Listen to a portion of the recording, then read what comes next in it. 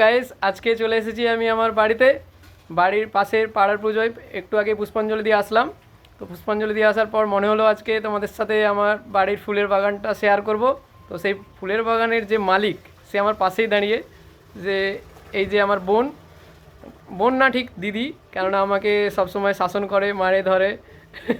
তো দেখা যাক আজকে ফুলের বাগান।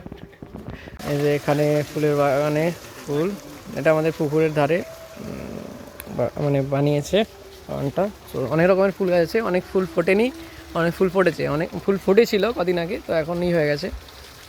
এগুলো বেশি বেশি ফুল ছিল যখন, তখন আরও ভালো লাগতো দেখতে, বা সেই সময় তোলা হয়নি ভিডিও।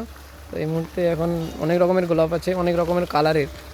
তারপরে এটা দেখো, এটা গোলাপ কিন্তু অনেক বড়, পদ্ম ফুলের মতো বড় লাগছে। তারপর এখানে অনেক গাছ আছে, চন্দ্রমল্লিকা। তারপরে নিচে যদি দেখো, নিচে দেখতে পাবে ধনে পাতার গাছ প্রচুর, অনেক। তারপর ওদিকে আলু গাছ লাগানো আছে ছোট্ট করে, এখানে পেঁয়াজ গাছ, আর ওদিকে আরও দু এক রকমের গাছ আছে, বেগুন গাছ, এটা হলো কলা গাছ, এদিকে আম গাছ, আরও অনেক গাছ আছে।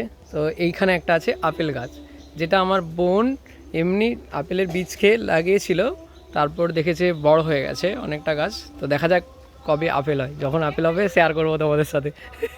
আর এটা হলো একটা ভেষজ ওষুধ, আয়াপানের পাতা। আর এখানে যে কালো মেঘের পাতা আছে ছোট, আর আগে আরও ছিল, সব নষ্ট হয়ে গেছে। এগুলো কিছুটা ভেষজ ওষুধের কাজ করে। তারপরে এখানেও অনেক রকমের গাছ আছে, সব ছোটো ছোটো চন্দ্রমল্লিকা গাছ, আর এটা হচ্ছে মাছি গাঁদা গাছ, গোলাপ গাছ। এটা হলো আমাদের তুলসী মন্দির, তুলসী গাছটা একটু হয়ে গেছে। আর এখানে পিটুনিয়া গাছ অনেক। এগুলো সবই আমার বোন যত্ন সহকারে বানিয়েছে। জায়গা সেরকমভাবে সাজিয়ে রাখার মতো অতটা ছিল না, তাই যেরকমভাবে হোক বাট অনেক গাছপালা লাগিয়েছে। চলো দেখা যাক আবার নেক্সট কোনো দেখা হচ্ছে কোনো নেক্সট ব্লগে।